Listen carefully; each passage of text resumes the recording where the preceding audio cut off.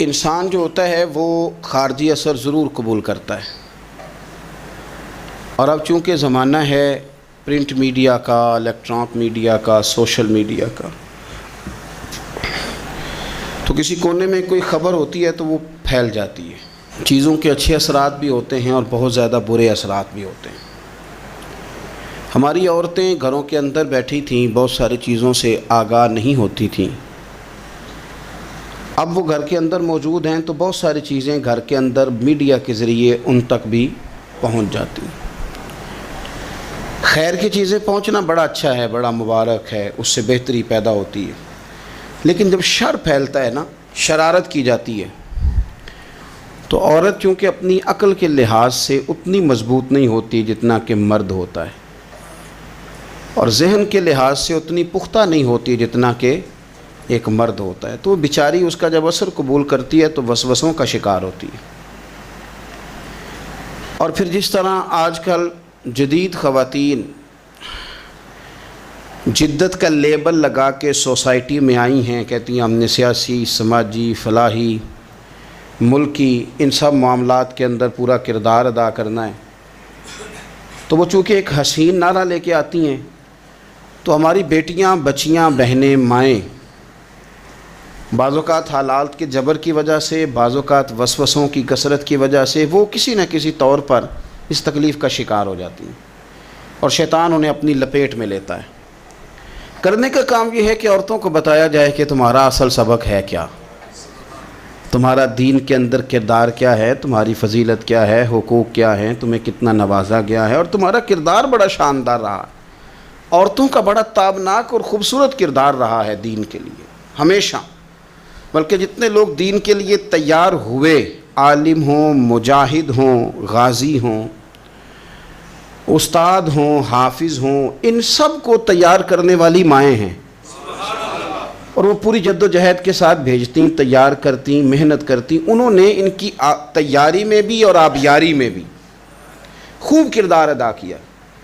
اب یہ کہ مزید آنے والی نسل میں جو ہماری بیٹیاں ہیں، ان کو ہماری جو اسلاف میں خواتین گزری ہیں، ایک تو ان کے کردار سے ہمیں آگاہ کرانا چاہیے، تاکہ بچیاں بجائے آج کی کسی جدید عورت سے جڑنے کی بجائے وہ سیدہ عائشہ صدیقہ سے جڑیں، وہ سیدہ پاک سیدہ فاطمہ الزہرا سے جڑیں، وہ جو کنیزیں ہیں حضور صلی اللہ علیہ وسلم کے دین کی، حضرت ام سلیم کے ساتھ جڑیں، حضرت ام شریک کے ساتھ جڑیں، حضرت ام عمارہ کے ساتھ جڑیں، انہوں نے جڑنا ہو تو حضرت ام سلمہ کے ساتھ جڑیں، وہ ان سب خواتین کے ساتھ ان کا تعلق مضبوط ہو۔ اور دوسرا یہ بھی ایک بات یاد رکھیں کہ 40، 50، 60 عورتیں کسی جگہ نکل کے کوئی دھما چوکڑی کرتی ہیں تو وہ 22 کروڑ کے ملک میں رہنے والی ہماری پاک ماؤں کی نمائندہ کبھی بھی نہیں ہو سکتی۔ اس لیے دنیا ان کا چہرہ دیکھ کے، بلکہ ان کا مکروہ چہرہ دیکھ کے، ہمارے گھروں میں حیا کا پردہ پہن کے بیٹھنے والی عورتوں کو اس پر کبھی بھی وہ قیاس نہ کریں۔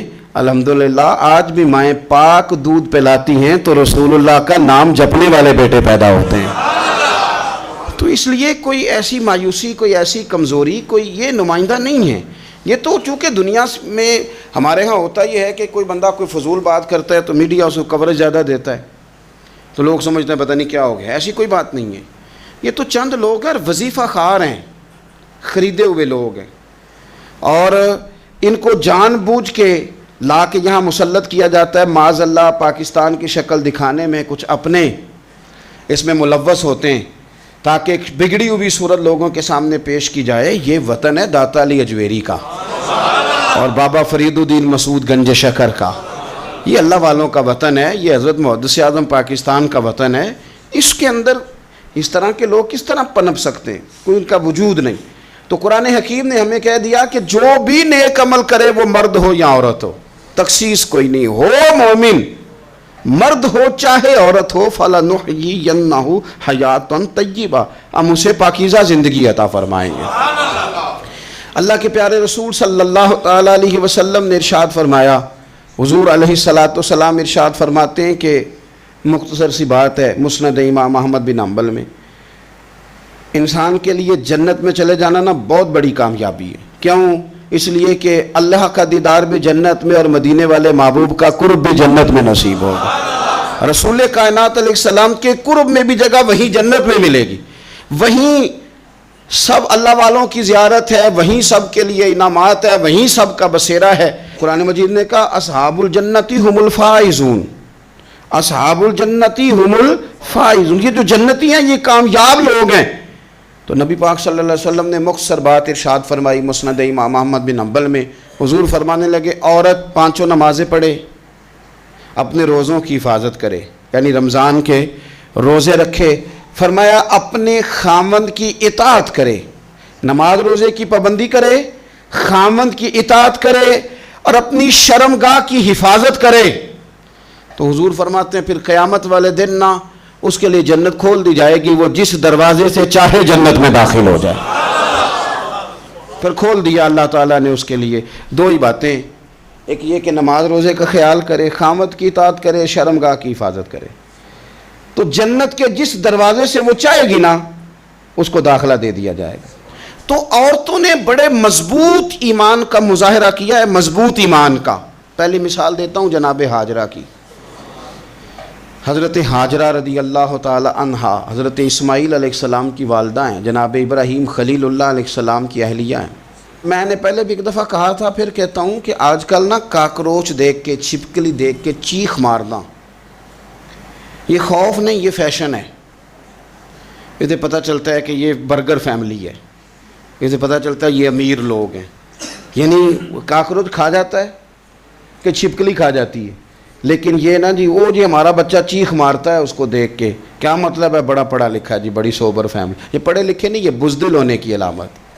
کمزور پڑنا، ڈرنا، خوف کھانا، اللہ تبارک و تعالیٰ پر ایمان رکھتے ہوئے توکل میں کمزوری کرنا، معاذ اللہ۔ مسلمان کا تو یہ نظریہ نہیں نہ ہوتا، اور مسلمان عورتوں کا ہر وقت رونا کہ نصیب پتہ نہیں کیسے ہوں گے، پتہ نہیں کیا بنے گا، میرا تو کچھ بان ہی نہیں رہا، جب بات کرنا رو کے کرنا، جب سنانا دکھ ہی سنانا۔ یہی حال ماں کا ہے، یہی بہن کا ہے، یہی بیٹی کا ہے، الا ماشاءاللہ کچھ اچھی بھی ہیں۔ تو اس قدر زیادہ کمزور نظریات مسلمان عورتوں کے نہیں ہوتے۔ اور پھر ساری زندگی اگر یاد کرنا ہے تو دکھ یاد کرنا ہے، سکھ نہیں یاد کرنا۔ زندگی کے اندر جہاں کسی جگہ آزمائش آئی اس کا ذکر روز کرنا ہے، اور جو آسانی آئی ان کو بھول جانا ہے۔ حضرت ہاجرہ کو جناب ابراہیم خلیل اللہ علیہ السلام چھوٹا سا بیٹا دے کے وادی غیر ذی زرعین میں چھوڑ آئے، اتنی سی کھجوریں، ایک مشکیزہ پانی کا۔ اس خاتون کو وہاں کھڑا کیا، دور دور تک آبادی کوئی نہیں، جنگل کا سما ہے، پرندے تک آ کے نہیں چہکتے، کوئی چیز نہیں دنیا کی، لیکن ایمان اس کو کہتے ہیں، طاقت اس کو کہتے ہیں، کلمہ پڑھنے کے بعد کھڑا رہنا اور اپنے توکل کو مضبوط رکھنا اس کو کہتے ہیں۔ حضرت ابراہیم واپس لوٹ رہے تھے تو جناب ہاجرہ نے ایک سوال پوچھا، بس ایک۔ جناب ہاجرہ عرض کرتی ہیں اللہ کے خلیل، یہ اپنی مرضی سے چھوڑ کے جا رہے ہو کہ رب کا حکم ہے؟ میرے مالک کی میرے بارے میں یہی فیصلہ ہے، یہی رضا ہے، یا آپ اپنی مرضی سے چھوڑ کے جا رہے ہیں؟ تو جناب خلیل علیہ السلام فرمانے لگے ہاجرہ نہیں، یہ رب کا فیصلہ ہے، یہ اللہ کی رضا ہے۔ تو آپ کو بخاری میں یہ لفظ ملیں گے، جناب ہاجرہ کہنے لگی پھر آپ فکر نہ کریں، اگر رب کا یہ حکم ہے تو پھر میرا رب ہمیں کبھی بھی ضائع نہیں کرے گا۔ یہ مضبوطی ایمان کی، یہ مضبوطی، رب پھر ہمیں کبھی ضائع۔ او میرے ملت کی بیٹیوں اور بہنوں، ساری امیدیں خامن سے کیوں لگاتی ہو؟ ساری امیدیں بیٹے اور بھائی سے کیوں لگاتی ہو؟ ساری امیدیں دنیا سے کیوں لگاتی ہو؟ اس طرح کرو، اپنی ساری امیدیں اپنے رب کے ساتھ وابستہ کرو، رب کی رضا پہ، رب کے فیصلوں پہ راضی رہنا سیکھو۔ اگر تم یہاں ٹھہر گئی نا تو تمہارے پھر آنسو بہیں گے ضرور پر اللہ کی بارگاہ میں، پھر تمہاری دعائیں کے لیے ہاتھ اٹھیں گے ضرور پر اس کا کرم طلب کریں، پھر کمزور باتیں نہیں کرو گے۔ جس طرح ایمان عورتوں کا مضبوط تھا، اسی طرح ہماری جو اسلاف میں خواتین گزری ہیں، صحابیات، ان کا نا تبلیغ کا جذبہ بھی بڑا مضبوط تھا، بڑا مضبوط تبلیغ کا جذبہ۔ حضرت ام شریک رضی اللہ تعالی عنہا قبیلہ بنو عامر سے تعلق رکھتی تھی، پر مکے میں آئی ہوئی تھی، گھر گھر جا کے رسول اللہ کا دین بتاتی۔ ان دنوں میں نہیں جن دنوں میں پھول پھینکے جاتے ہیں تبلیغ کرنے والوں پر، جن دنوں میں نعرے لگتے ہیں ان دنوں میں نہیں، ان دنوں میں جب چھپ چھپ کے لوگ دین کی بات کرتے تھے۔ حضرت زید بن ارقم رضی اللہ تعالیٰ عنہ کے گھر میں لوگ بیٹھ کے دین سیکھتے تھے. یہ خاتون مجھے آج کہہ لینے دیں یار, مجھے کہہ لینے دیں, ووٹوں کی ضرورت ہو تو عورتیں گھر گھر چلی جاتی ہیں, ایک سیٹ کی ضرورت ہو تو بیویوں کو گھر گھر بھیج لیا جاتا ہے. یہ دیکھو یہ ایمان ہے رسول اللہ صلی اللہ علیہ وسلم پر, صحابیات کا یہ کمال ہے کہ گھر گھر وہ بھی گئی ہیں, پر ووٹ کے لیے نہیں, رسول اللہ کے دین کے لیے, رسول اللہ کے دین کے لیے. گھر گھر حضرت ام شریک جاتی, جا کے نا, اور وہ طریقہ تھا نا, عورتوں کو قائل کرتی. بڑے کٹھن حالات تھے اسلام پر, اعلانیہ کوئی بات نہیں کر سکتا تھا. حضرت ام شریک کہتی ہے میں عورتوں کو بلاتی, کہتی میری بات سنو. جب وہ قریب آتی تو میں نے نبی پاک کا دین بتاتی, سائیڈ پہ کر کے کونے میں نہ تھوڑا تھوڑا, او یار آپ ذرا اس کا لطف تو لیں, اس کا ذائقہ تو دیکھیں. حضرت ام شریک کہتی ہے میں گھر گھر جاتی بتاتی. تو کافروں کو پتہ چل گیا کہ یہ تبلیغ کرتی ہے. انہوں نے مجھے بلایا, کہنے لگے تیرے برادری اور قبیلے کا مسئلہ نہ ہوتا تو ہم تجھے قتل کر دیتے, اب ہم تجھے واپس بھیجتے ہیں. چند مردوں کو میرے ساتھ کیا, مجھے گھوڑے اور اونٹ کی ننگی پشت پر باندھ لیا. ننگی پشت پر لمبا سفر کرنا مشکل ہوتا ہے, پسینہ آئے, بڑی تکلیف ہوتی ہے گھوڑے پر بیٹھ. اب وہ کوئی کجاوا نہیں, کوئی چیز نہیں, اسی طرح باندھ کے لے گئے. اور فرماتی ہیں کہ 3 دن اور 3 راتوں کا وہ سفر تھا. رستے میں وہ خود چھاؤں میں بیٹھتے اور مجھے باندھ کے دھوپ میں ڈال دیتے. 3 دن میں نے زمین پر چلنے والی کسی چیز کی آواز نہیں سنی. لیکن وہ جب نبی پاک کے دین کی بات پوچھتے تو میرا کلیجہ خوشی کے ساتھ ٹھنڈا ہو جاتا, آنکھیں کھل جاتی, اور میں کہتی کیا بات ہے میرے نبی پاک کے دین کی. اس کیفیت میں بھی وہ تبلیغ کی لذت اپنی جگہ موجود. حضرت ام شریک رضی اللہ تعالیٰ عنہ فرماتی ہیں کہ جگہ انہوں نے مجھے لٹا دیا باندھ کر. پیاس بڑی شدید تھی, پانی پینے کو دیتے نہیں تھے, روٹی کھانے کو. یہ ایک عورت کی بات کر رہا ہوں, یہ خاتون کی بات کر رہا ہوں. آج کل تو ہمارے بچے شام کو سالن ٹھیک نہ پکا ہو تو موبائل توڑ دیتے ہیں. یہ قوم نہیں میدانوں میں جا سکتی, جہاد نہیں کر سکتی. خاتون کہتی ہے کہ شدید پیاس تھی اور مجھے باندھ کے لٹایا ہوا تھا. مجھے جب تکلیف بڑھ گئی تو اچانک میں نے دیکھا پانی کا ایک ڈول برآمد ہوا ہے. میں نے اس سے تھوڑا سا پی لیا, پر طلب ابھی باقی تھی. وہ پھر آ گیا برتن, میں نے پھر پیا. طلب ابھی باقی تھی, پھر برتن آ گیا. امام ابو نعیم نے اس کو لکھا ہے حلیۃ الاولیاء میں. فرماتے ہیں تیسری دفعہ وہ پھر بھرا ہوا ڈول پورے کا پورا آ گیا. اب میں نے پیا بھی, اپنے کپڑوں پہ بھی چھڑکا. جب وہ سارے بیدار ہوئے تو مجھے آگے کہنے لگے کہ تو نے ہمارا پانی استعمال کیا ہے. فرماتی ہے پھر انہوں نے اپنے برتن دیکھے, مشکیزیں دیکھے تو بھرے ہوئے تھے. میرے قریب آ کے کہنے لگے یہ پانی کہاں سے آیا؟ تو میں نے کہا تم ابھی میرا عقیدہ نہیں سمجھے, یہ میرے رب نے مجھے دیا ہے, میرے رب نے مجھے دیا. فرماتی ہے مجھے باندھ کے لے جا رہے تھے, پر جب میری بات سنی نا تو بول کے کہنے لگے ہمیں سمجھ آ گئی ہے, تیرا دین ہمارے دین سے بہتر ہے, تیرا عقیدہ ہمارے عقیدے سے بہتر ہے. اور ایک روایت میں یوں بھی ہے کہ وہ باندھ کے لے جا رہے تھے, پر یہ کمال دیکھا تو کلمہ پڑھ کے مدینے والے کے غلام بن گئے. صحابیات نے نا بڑا جم کے دین کا کام کیا. عقیدہ, پھر تبلیغ, پھر میدان جہاد. عورتیں جہاد میں جایا کرتی تھیں, وہ زخمیوں کو پانی پلاتی تھیں, مرہم پٹی کرتی تھیں. پہلے اپنے جسم کے ساتھ بڑی بڑی پٹیاں لپیٹ کے لے جاتی, جہاں کسی زخمی کو ضرورت ہوتی وہ پٹیاں کرتی. اور اعصابی طور پر مضبوط رہ کے میدان کے اندر جہاد وہ بندہ کرتا ہے جو یقین کامل کی دولت جسے نصیب ہو, جسے پتہ ہو کہ یہ میں مروں گا تو میرا مرنا رائے گا نہیں, اللہ مجھے شہادت کا درجہ عطا فرمائے گا. لیکن اگر یہیں سے بندہ اپنے آپ کو مطمئن نہ کر سکے تو میدان میں جائے گا.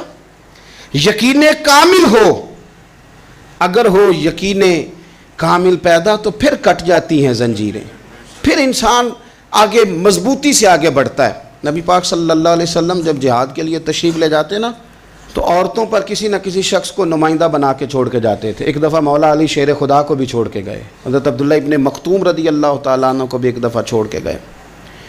ایک موقع پر نا حضور نے عورتوں کو ایک جگہ پہ چھوڑا پیچھے, تو وہ قلعہ تھا حضرت حسان بن ثابت رضی اللہ تعالیٰ عنہ, بڑا مضبوط قلعہ تھا. اس قلعے کے اندر خواتین ساری محفوظ کر کے ان کو وہاں بٹھا دیا گیا. حضور جہاد کے لیے چلے گئے. اب وہاں قلعے میں عورتوں کو اس لیے رکھا گیا تھا کہ یہاں یہودی بھی ہیں, تو ایسا نہ ہو کہ ہم باہر لڑیں تو وہ اندر سے کوئی شرارت کر دیں, لہٰذا عورتیں محفوظ رہیں. حضرت حسان بن ثابت رضی اللہ تعالیٰ عنہ کی ڈیوٹی تھی تلوار لے کے حفاظت کرنے کی، تو ایک یہودی آ گیا، وہ اب ٹو کرنے لگا، تجسس کرنے لگا کہ یہاں عورتیں ہیں تو کوئی مرد بھی ہے کہ نہیں، دائیں بائیں دیکھنے لگا۔ حضرت صفیہ رضی اللہ تعالیٰ عنہ نے توجہ کی، اور جناب حسان بن ثابت سے کہنے لے 1 منٹ لگا اس کی گردن مار دے، ایسا نہ ہو کہ یہ جا کے بتا دے، گردن اڑا دے۔ حضرت حسان بن ثابت ذرا تھوڑی کوشش کرنے لگے، ارادہ کرنے لگے، آگے بڑھنے لگے، تو ابھی وہ تیاری میں ہی تھے تو حضرت صفیہ رضی اللہ تعالیٰ عنہ خود نکلیں پیچھے سے ہو کے، ذرا سا ایک ستون کے پیچھے چھپیں، ہاتھ میں بڑا سا ڈنڈا پکڑا، وہ آپ کے قریب سے گزرنے لگا۔ تو یہ خاتون کی بات کر رہا ہوں، خاتون کی، کسی مرد کی ضرورت ہے عورت کو تنگ کر جائے؟ شرط یہ ہے کہ عورت کے اندر بھی تو غیرت ایمانی ہونا، اس کے اندر بھی تو وہ قوت ہونا، ایسا نہ ہو کہ وہ کمزور پڑ جائے۔ ہاتھ کے اندر ڈنڈا تھا، جب وہ یہودی پاس سے گزرنے لگا تو اللہ اکبر کہہ کہ بی بی نے اتنے زور سے مارا ڈنڈا، حضور کی پھپھو نے ایک ہی ڈنڈا کھایا اور وہ زمین پہ ڈھیر ہو گیا۔ حضرت صفیہ نکلی اور جناب حسان بن ثابت سے کہنے لگی مجھے آتی ہے شرم، کیونکہ جب کسی کو مار دیا جائے تو اس کا مال مال غنیمت ہے نا کافر کا، اب اس کی زرہ اتارنی ہے، اس کی تلوار لینی ہے۔ فرمایا مجھے شرم آتی ہے، وہ مرد ہے، اس طرح کرو مار میں نے دیا، سامان تم اتار کے لے آؤ۔ یہ قوت تھی مسلمان عورتوں کے اندر، یہ شوق تھا، یہ جذبہ تھا۔ ہمارے ہاں نا وہ روز روز کی کمزوریاں، عورتوں کا روز آنسو بہانا اور جہاں بھی سنانا دھوکھی سنانا، اس نے انہیں کمزور کر دیا ہے۔ آپ کے ذہن پہ چیزیں سوار ہو جاتی ہیں نا، تو یہ جو مرد زیادہ رہتے ہیں نا عورتوں کے ساتھ، زیادہ وقت گزارتے ہیں، زیادہ داستانیں سنتے ہیں، ان میں وہ ساری چیزیں پیدا ہو جاتی ہیں۔ آپ نے ناراض نہیں ہونا، میں دعوے سے کہتا ہوں کہ جو جوان اپنی اماں کے اور ابا کے شکوے کرنے لگ جاتا ہے نا، اس نے 1.5 گھنٹہ باتیں سنی ہیں بیوی کی، ایسے مفت میں نہیں شکوے کر رہا، اس نے ہلکا ہلکا کہیں جی بھی کیا ہے، تو تب یہ ساری کہانیوں نے جنم لیا۔ آپ جس کی صحبت میں بیٹھیں گے اس کا کچھ نہ کچھ اثر ہے، بلکہ عارف رومی تو کہتے ہیں کہ شیر کے بچے کو بکریوں میں چھوڑ دو، بکری بن جائے گا۔ شیر کے بچے کو بکریوں میں چھوڑو، وہ بکری ہے، اس لیے کہ شیروں کی صحبت بندے کو شیر بناتی ہے۔ تو جب بیٹھنا ہی نہیں ہے، باتیں سارا دن یہ والی سننی ہے، ہر وقت رہنا ہی اسی داستان میں، پھر کمزور باتیں، پھر اپنے ماضی کے دکھ، پھر پتہ نہیں کیا۔ آپ نے ناراض نہیں ہونا، میں بعض جوانوں کی باتیں سن کے میرا دل کرتا ہے کہ اسے کہوں یار تو کیا بات کر رہا ہے، اپنا قد دیکھ، تو اپنی عمر دیکھ، رب نے تجھے مرد بنایا ہے، تو کمال آدمی ہے، تو کھڑا ہو۔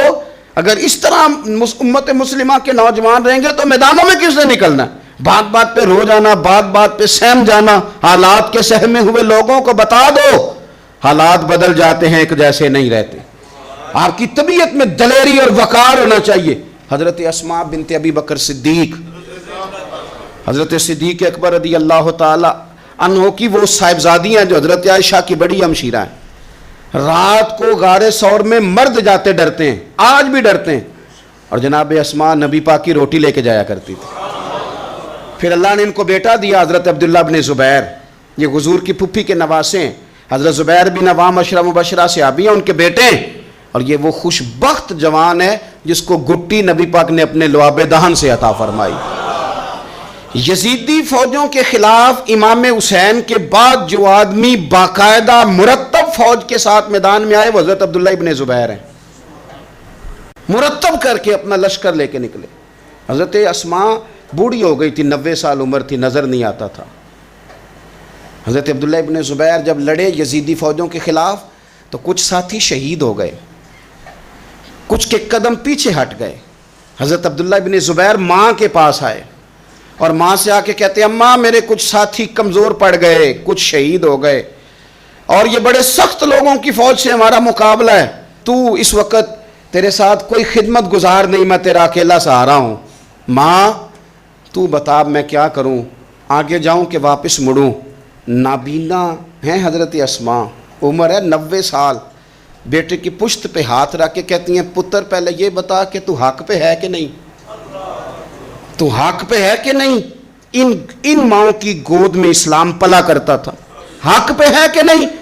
تو حضرت عبداللہ ابن زبیر کہنے لگے اماں میں حق میں ہوں۔ تو حضرت اسماء کہنے لگے پتر پھر میدان میں جا اور میرا پتر ایک میرے ساتھ وعدہ کر، کوئی بھی تیر پشت پہ نہ کھانا، سارے سینے پہ کھا کے آنا۔ حضرت عبداللہ ابن زبیر عرض کرنے لگے اماں یہ بڑے ظالم قسم کے دشمن ہیں، یہ آنکھیں نکال دیتے ہیں، ہونٹ کاٹ دیتے ہیں، جسم کے ٹکڑے ٹکڑے کرتے، تو سہ لے گی؟ کیا جواب ہے، کیا طاقت ہے، کیا ہمت ہے۔ حضرت اسماء فرمانے لگی پتر بکرے کو نہ صرف ذبح ہوتے وقت تکلیف ہوتی ہے، کھال اترتے وقت کوئی تکلیف نہیں ہوتی۔ جہاں میرا بیٹا میدان میں۔ حضرت عبداللہ ابن زبیر شہید کر دیے گئے، ان کی لاش مبارک مکہ مکرمہ کے چوک میں جنت المعلیٰ کے پاس لٹکا دی گئی۔ حجاج بن یوسف نے حضرت اسماء کو بلایا اور بلا کے کہنے لگا تجھے پتہ ہے تیرا بیٹا لٹکا ہوا ہے؟ فرمانے لگی ہاں مجھے پتہ ہے، یہ بچپن سے ہی شاہ سوار ہے، یہ گھوڑوں پہ رہنا ہی پسند کرتا تھا۔ اور پھر کیا جملہ کہا، حجاج کے لوگ کہتے ہیں یہ فوجوں میں اور تلواروں کی جھنکار میں کبھی نہیں کانپا تھا، پر حضرت اسماء جو نابینا ہیں ان کے جملوں نے نرزہ طاری کر دیا۔ فرمانے لگی حجاج میرا پتر لٹک گیا ہے، کہیں تیرے آگے جھکا تو نہیں نا؟ لٹک ہی گیا ہے، جھکا تو نہیں میرا پتر؟ 14 دن تک لٹکے رہے، لاش مبارک لٹکی رہی، لیکن حضور کا لعاب دہن تھا نا، لوگ کہتے ہیں قریب سے گزرتے تھے تو دور دور تک خوشبوئیں پھیلی ہوئی، دور دور تک۔ مائیں ایک صحابیہ ہے، نام ہے ام عمارہ، جنگ احد میں زخمیوں کو پانی پلاتی، اپنے 2 بیٹے اپنا شوہر لے کے احد میں آئیں، زخمیوں کو پانی پلاتی ہیں، مرہم پٹی کرتی ہیں۔ اچانک جنگ کا پانسا پلٹ گیا، وہ درے پہ جو لوگ حضور نے مقرر کیے تھے وہ غلط فہمی کی وجہ سے درہ چھوڑ گئے، حالات اور ہو گئے، عجیب سا ماحول ہو گیا۔ پھر یہ بھی افواہ پھیلا دی گئی کہ معاذ اللہ حضور شہید کر دیے گئے، لوگوں کے حوصلے بڑے اور رنگ اختیار کرنے لگے، حضور کے گرد تھوڑے سے لوگ رہ گئے۔ او میرے بھائیوں، او ملت کی بیٹیوں بہنوں، یہ ہے تمہارا انداز دین کی خدمت میں، یہ خواتین کا انداز ہوتا ہے۔ حضرت ام عمارہ پہلے زخمیوں کی مرہم پٹی کرتی تھی، اب سارا کچھ پھینک دیا، تلوار لی اور جا کے نا حضور کے گرد کھڑی ہو گئی، کہنے لگی آئے نا کون آتا ہے میرے کریم کے پاس، آ کے دکھائے نا کوئی، اساں کیتی ہے جان حوالے رب دے، ایسا عشق کمایا ہے اسی مرن تو اگے ہی مر گیا باہو، اساں تا مطلب نو پایا ہے، آ کے کھڑی ہو گئی۔ حضور فرماتے ہیں میں دائیں دیکھتا تھا تو ام عمارہ ہوتی تھی، میں بائیں دیکھتا تھا تو ام عمارہ ہوتی تھی، آگے دیکھتا تھا تو ام عمارہ، پیچھے ام عمارہ۔ حضور فرمانے لگے تو بہت سارے لوگوں سے سبقت لے گئی ہے، تو بڑے سارے لوگوں سے آگے نکل گئی ہے، ان کو زخم لگ رہے ہیں، تیر آ رہے ہیں، پر خاتون ہو کے ڈٹی ہوئی ہیں، رسول اللہ صلی اللہ علیہ وسلم کے سامنے کھڑی، حضور پر آنے والے تیر اپنے وجود پہ لیتی ہیں۔ او میرے عزیز، رسول پاک علیہ السلام نے فرمایا تجھے رب نے بڑا حوصلہ دیا ہے، اتنا گہرا زخم بازو میں آیا کہ غار بن گئی، غار۔ اللہ کے پیارے محبوب نے نظر کرم فرمائی، حضور نے فرمایا کچھ مانگ لے، کہنے لگی سونیا اگر میری خدمت قبول ہے تو دعا کر دیں اللہ قیامت کے دن بھی آپ سے دور نہ کرے، رب دور نہ کرے۔ حضور نے دعا کر دی، اے اللہ اس کو اور اس کے خاندان کو قیامت میں بھی میری رفاقت دینا۔ حضور کی دعا سنی تو باہر نکلی، فرمانے لگی لوگوں لو پھر میں نے اپنا مقصد پا لیا ہے، میں کامیاب ہو گئی ہوں، اب دنیا کی کوئی مصیبت بھی میرے اوپر آئے تو مجھے کوئی پرواہ نہیں، اس لیے کہ مدینے والے نے یہاں بھی کرم فرما دیا ہے وہاں بھی کرم فرما دیا ہے۔ یہ طاقتیں تھیں ان خواتین کے۔ ایک تابعی بزرگ تھے حضرت ابو عبد الرحمن فروغ، صاحب تاریخ بغداد نے لکھا ہے وہ جہاد پہ چلے گئے، 30,000 دینار اپنی بیوی کو جاتے دفعہ دے گئے، کہنے لگے لو پاس رکھ لو، اور بیٹا بھی ماں کی گود میں ہی تھا، کچھ نے لکھا پیدا ہو چکے تھے، کچھ کا کہنا ہے کہ ان کے جانے کے 1-2 ماہ بعد بیٹے کی ولادت ہوئی، اور بیٹے کا نام کیا ہے ربیعہ بن ابو عبد الرحمن، اور یہ بیٹے وہ ہیں جو حضرت امام مالک جیسے لوگوں کے استاد ہیں، حضرت حسن بصری جیسے لوگوں نے ان سے پڑھا، خود جہاد پہ چلے گئے۔ آج تو فوجیوں کی نوکری ہے نا جی، ان کا یہ نظام ہے کہ وہ جاتے ہیں انہیں تنخواہ ملتی ہے، چھٹی پہ آتے ہیں، اس زمانے میں یہ تھا کہ مال غنیمت سے حصہ ملتا تھا، اور فتوحات کا یہ طریقہ تھا کہ یہ علاقہ فتح ہوا تو آگے چلے گئے، وہ فتح ہوا تو آگے چلے گئے، وہ فتح ہوا تو آگے چلے گئے، کسی نے لوٹنا ہے تو پابندی نہیں تھی، لوٹ سکتا ہے، کچھ لوگ جہاد میں ہی رہتے تھے۔ حضرت ابو عبد الرحمن فروغ 27 سال جہاد میں رہے، 27 سال۔ یہاں تو خاوند باہر ہو تو بہت ساری عورتیں کہہ دیتی ہیں کہ تیرے ابے نے تو صرف پیسے کمائے ہیں، مصیبتیں تو ساری میں نے دیکھی ہیں، معاذ اللہ بعض جگہ، سب نہیں لیکن بعض جگہ کہہ دیتی ہیں کہ وقت تے سارے میں کیتے۔ 27 سال شوہر چلا گیا، واپس ہی نہیں آیا، 30,000 دینار دے کے چلے گئے۔ 27 سال کے بعد خیال آیا گھر کا، اب بیٹا محدث بن گیا، عالم بن گیا، اور کمال یہ کہ رہتے کہاں تھے؟ حضور کے مدینے میں، مدینہ النبی میں، مدینہ منورہ میں صلی اللہ تعالی علیہ وسلم۔ اور ان کے صاحبزادے حضرت ربیہ یہ مسجد نبی میں، حضور کی مسجد میں بیٹھ کے نبی پاک کی حدیث پڑھایا کرتے۔ آئے گھر، دروازے پہ دستک دی، صاحبزادے نے دروازہ کھولا، نہ باپ بیٹے کو پہچانتا ہے نہ بیٹا باپ کو۔ جناب ابو عبد الرحمن اندر داخل ہونے لگے تو صاحبزادے نے کہا بوڑھے میاں میرے گھر میں بغیر اجازت کے کیوں داخل ہو رہے ہیں؟ تو وہ کہنے لگے تو بتا، تو نے میرے گھر پہ قبضہ کیوں کر رکھا ہے؟ اب جب بات زیادہ بڑھ گئی تو دونوں جانب سے لوگ جمع ہو گئے، شور اٹھا تو اندر سے والدہ نے سنا، پردہ سرکا کے دیکھا کہ میرے شوہر آ گئے 27 سال کے بعد، 27 سال کے بعد۔ تو آپ اپنے صاحبزادے سے کہنے لگی بیٹا ان کو اندر آنے جو، تمہارے والد ہیں۔ بڑا روئے باپ بیٹا، بڑا روئے۔ ماں اور بیٹے کی محبت کا بھی اندازہ نہیں، پر قرآن پاک پڑھے نا تو دو مثالیں باپ اور بیٹے کے پیار کی بھی ملتی ہیں۔ ایک حضرت یعقوب علیہ السلام کا جناب یوسف سے پیار، اور ایک حضرت ابراہیم کا حضرت اسماعیل سے پیار، اور جناب اسماعیل کی جناب ابراہیم کی فرما برداری کی مثال، اس کا بھی جواب کوئی نہیں۔ باپ اتنا رو رہے ہیں اور بیٹے کی یاد میں، اس کا بھی اندازہ کوئی نہیں کر سکتا۔ باپ بیٹا مل کے بڑا روئے۔ عصر کی نماز کا وقت ہو گیا، حضرت ربیہ جو محدث ہیں وہ وضو کر کے مسجد شریف چلے گئے۔ یہ ابھی چونکہ سفر سے آئے تھے، انہوں نے کھانا وانا کھایا، تھوڑی دیر بیت گئی تو یہ نہیں پوچھا پیچھے حال کیا رہا، پوچھتے ہیں اپنی بیوی سے میرے 30,000 دینار کہاں ہیں؟ تو اہلیہ کہنے لگی مسجد جائیں نا، حضور کی مسجد میں عصر پڑھ کے آئیں، پھر میں بتاتی ہوں پیسے کہاں ہیں۔ حضرت ربیہ نے امامہ باندھا، جبہ پہنا، حضور کی مسجد میں بیٹھے اور حدیث پاک کا درس دے رہے ہیں۔ سامنے حضرت حسن بصری جیسے، امام مالک جیسے لوگ بیٹھے ہیں۔ حضرت ابو عبد الرحمن فروغ جو ان کے والد تھے، عصر کی نماز پڑھ کے نا تو پوچھتے ہیں ایک شخص سے یہ کون ہے نوجوان کالی داڑھی والا، عمر زیادہ نہیں پر کس طرح شوق سے حضور کا دین بیان کر رہا ہے، کون ہے؟ تو بتانے والے نے کہا کہ حضور ایک نا ابو عبد الرحمن نام کے بزرگ ہیں، وہ 27 سال سے جہاد میں گئے ہوئے ہیں، یہ ان کا بیٹا ہے۔ یہ سنا کہ میرا پتر اتنا بڑا عالم، چھم چھم آنسو بہے، داڑھی بھر گئی آنسو، حضور کی مسجد میں تشکر کے آنسو، خوب روئے، خوب روئے۔ اٹھے گھر گئے، اور جب آنسوؤں بھرا چہرہ لے کے گھر آئے تو اماں ساری بات ہی سمجھ گئی، کہنے لگی دیکھا ہے وہ بیٹے کو حدیث پڑھاتے، اب پتہ چلا میں نے آپ کے 30,000 دینار کہاں خرچ کیے، میں نے آپ کا پیسہ ضائع تو نہیں کیا۔ تو حضرت ابو عبد الرحمن فروغ فرمانے لگے رب تجھے صلہ دے اور میری طرف سے بھی دے، تو نے تو کمال کر دیا ہے، حدیث تیرا بیٹا پڑھا رہا تھا اور قد میرا اونچا ہوتا جا رہا تھا، سبق تیرا بیٹا دے رہا تھا اور یوں لگ رہا تھا کہ درجے میرے بلند ہو رہے ہیں۔ تو ماؤں نے کمال کیا، انقلاب کیا، بیٹیوں نے بہنوں نے دین کے لیے ہمیشہ اپنا کردار پیش کیا ہے۔ لہذا ان چند ایک وظیفہ خار اور ناپاک عزائم والے لوگوں کو سامنے رکھ کے ملت کی بیٹیوں کو قیاس نہ کیا جائے۔ آخر دعوانا الحمدللہ رب العالمین۔